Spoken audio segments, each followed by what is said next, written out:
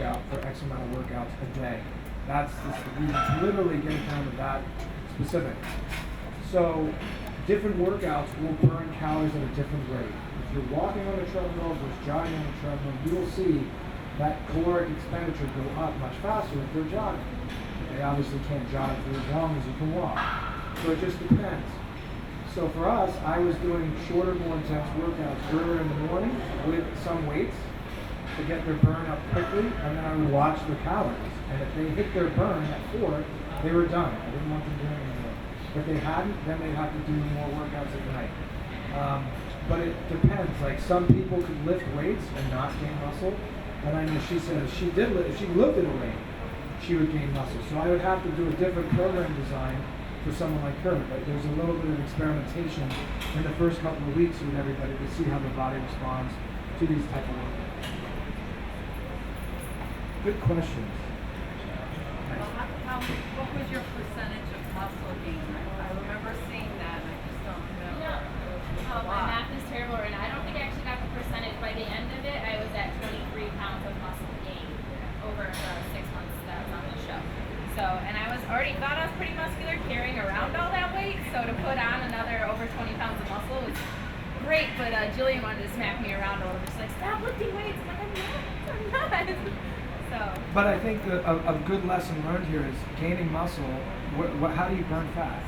The mitochondria inside the muscle. If you do not put on muscle, lean muscle, your ability to lose weight goes down because to sustain muscle on your tissue, which weighs how much more than fat?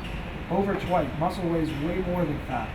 So to sustain muscle on your your body has to burn calories to sustain the muscle tissue. Period. That's why when you're sitting down or sleeping or doing nothing, you have what's called a resting metabolic rate, which is the amount of calories you burn doing nothing. Your body has to burn calories to sustain the muscle tissue, which is a good thing. So the more you have isn't necessarily bad unless you're trying to fit into super skinny jeans, or if you really are in a competition and you don't want to gain too much. But really, the fact that people are going to shy away from weight training is a bad misconception. You have to lose weight. She gained 23 pounds in one. End of story. So just understand, just doing cardio all the time will work for a certain amount of time, and you're going to plateau, and you have to weight train.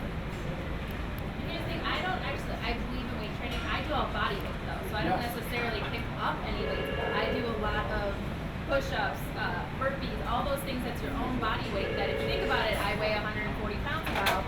That's a lot of weight to be carrying. You can control your body to make that your own natural weight. So that's weight training right there. You don't need a lot of equipment to do it.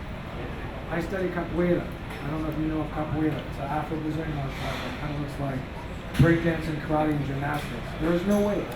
And I can tell you it's the hardest workouts I ever do is just doing bodyweight capoeira, for sure.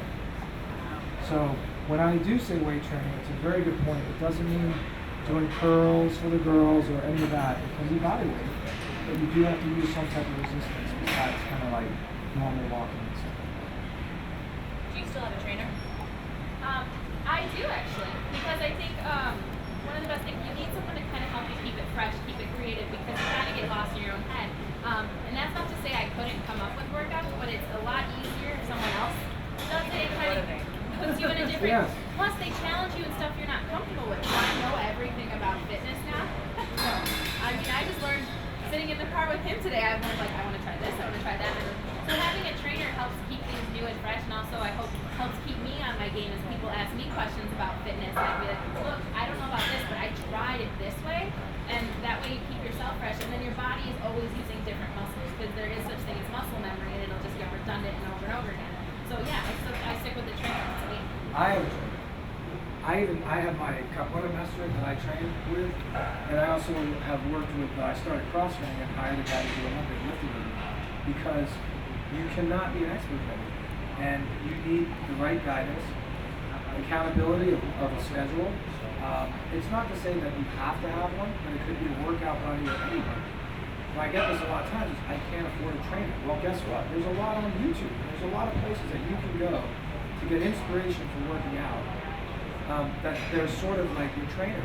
I have a program by Labs, it's B90X, there's a ton of stuff even with those people. So, but you know, it is good. Like if you can meet with someone that's a professional at it, you should. At least you get an idea in the beginning, point you in the right direction, give you a good program, learn something, and then you go out and do it on your own. Yeah, there's free ones with all the Planet Fitness. Yes. So for $10 a month you get this and a trainer, you're basically stealing from them, in my opinion. But I have a question. What's better, lift weights, then do cardio, or do cardio, then lift weights? You know, Yeah, I can tell you this. Generally, what a lot of people are looking at is, okay, if you want to get the most out of your weight training, you don't want to be pre-fatigued. Generally. So, you know, a lot of it is that's one period of thought, and the other is to really get a big metabolic boost out of your interval training. Let's say it depends. Here's a question. Cardio is very general. You have aerobic steady state cardio, which is like walking, jogging, running. Yeah.